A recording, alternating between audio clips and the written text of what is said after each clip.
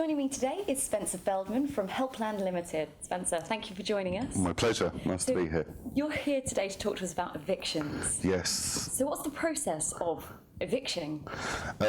There's several processes depending on what the tenant situation is and why you would need to evict the tenants. And obviously there's a difference between residential and commercial evictions as well. The biggest reason for evictions across the UK is rent arrears. It's becoming increasing. It's been affected by the government obviously reducing the benefits, which has had an adverse effect on the rental market, and has been a big reason why there's been such a huge increase in evictions. So I would say the main reason is obviously rent arrears, where people just can't afford the rent that they need to pay. And have you ever seen really bad cases, and what's the worst? Well, bearing in mind the average rent arrears is about £1,700 before anyone can even do anything about it. So from a financial point of view, it can take as long as 9 months to evict the tenant. Now, at an average of £1,700 a month, you can do the maths, it's a huge amount of money outstanding. So that's the biggest problem in terms of the landlords, is the financial insecurity of the properties they own. In terms of tenants, you can have very good tenants that live as normal people live. Then you have various other tenants that can cause huge amount of impact on the properties, whether it's mess, whether it's growing things that they shouldn't be growing in the properties, or whether it's subletting and having lots of people living in the properties. So there's lots of different scenarios, and we've experienced virtually all of them in our several years of being in business. And to every landlord, their situation seems to be the worst. So there's no such thing as the worst case. It's really the impact that has on the landlord. And is there a difference between private evictions and corporate evictions? Well, in terms of residential, if there's a corporate residential situation, the procedure is the same because it's all governed by the same law and you have to follow the same process. With commercial law, it's very different. So you would have a commercial lease rather than an AST, an assured short hold tenancy, which you can deal with in a very different manner.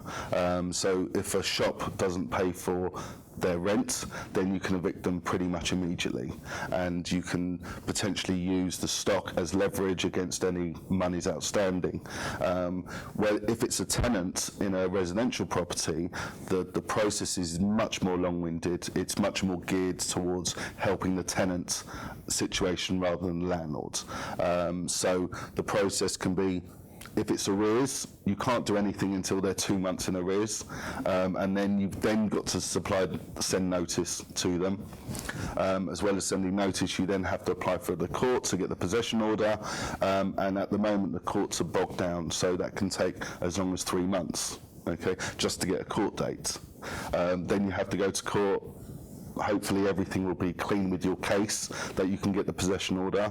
Unfortunately, the judges will look at every detail, and if there's not every I dotted or every T crossed, they're prone to throwing the cases out, which is correct because the details have to be precise. So, as I said, once you get the court order, you then have to remove the tenant from the property. Now, that can be done by county court bailiffs, and again, the courts are so bogged down with this being such a massive increase that can take as long as 45 weeks just to get the bailiff from the court order. So you could wait 3 months to get the court order, and then you could wait another 4 months or 5 months to actually get the bailiff to turn up to physically remove the tenant. So it can be extremely long-winded and painful. We try and alleviate that as much as possible by we do the forms correctly. A lot of people would try and do it themselves, and unfortunately make some minor mistakes which can end up being very detrimental. Has there been a growth in the number of evictions over the last couple of years? It's been a huge growth. So, for instance, last year there was 148,000 evictions. Now, That was 2015. In 2000, to put that in perspective, in 2013 there was actually 72,000. So it's over doubled in close to 2 years. Now a lot of that is done through social housing. Obviously, you know, you've got the big social housing people that need to evict their own tenants for their own properties, and then you have the private sector as well, which is also on the increase.